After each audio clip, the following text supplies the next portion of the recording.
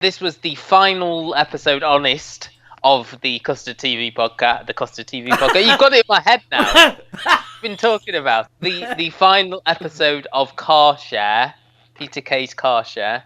After the, as you say, the fan backlash over the sort of final episode that aired last year, where Kaylee left the car as John wouldn't sort of profess his true feelings for her.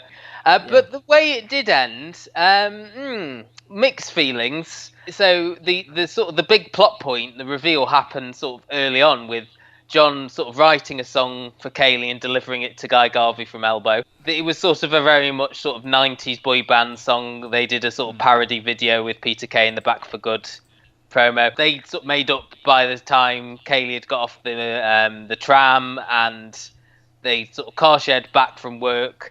And that was the sort of the middle section was very much, this is stuff that wasn't in, stuff that felt like it could have been in any episode.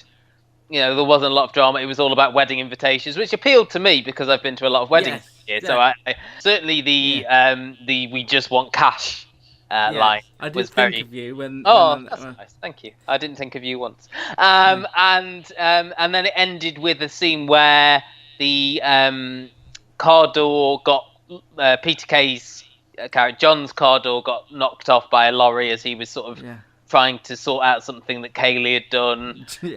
And then it ended up with them both being on the bus and listening to the song again on the Walkman. In the scene, I felt they were trying to sort of pastiche The Graduate, because that ends with Dustin Hoffman and Catherine Ross on the back of a bus. But maybe I'm reading too much into it.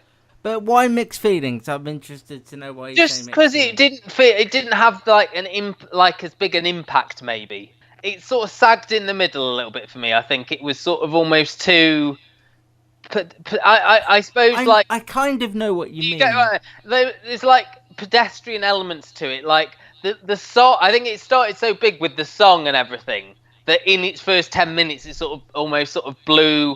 The rest of the episode felt sort of secondary to what was going on, and I know it's like in the world it works because this is just another conversation. They're back in the car, they're back listening to the radio, but I thought there might be a little bit more drama with like when they were talking about the couple that were getting married, and I thought almost that he'd revealed that he had a thing with the sort of bride to be. I was thinking that was where that was going to go. I just felt they needed something else, because after the first 10 minutes I'm just watching another episode of Car Share rather than I'm watching the final episode of Car Share. And maybe that's what Peter Kay, Sean, and the rest of the writers wanted to do with it.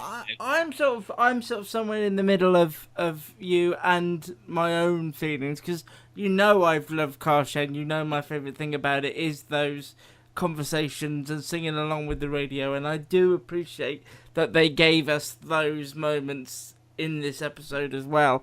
But I do somewhat agree with you in as much as it felt a little flat for quite a while. Not because, and don't get me wrong, I didn't expect any big endings, any massive revelations. It's not that sort of a show. It doesn't need them.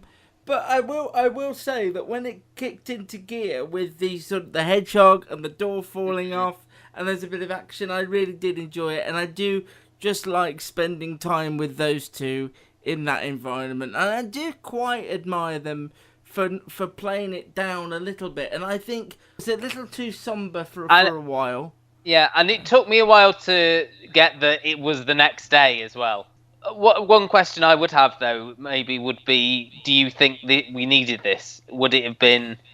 Well, I didn't like that finale, that Series 2 finale, and I think it felt like... We need a happy ending, I suppose, is what I'm saying. I mean, I'm weird. I didn't need the love story element. It wasn't the love story wasn't what kept me coming back to Car Share. In fact, I must have been quite dim, because it took me to the end of Series 1 to realise there was a love story. So don't call me Cupid anytime soon.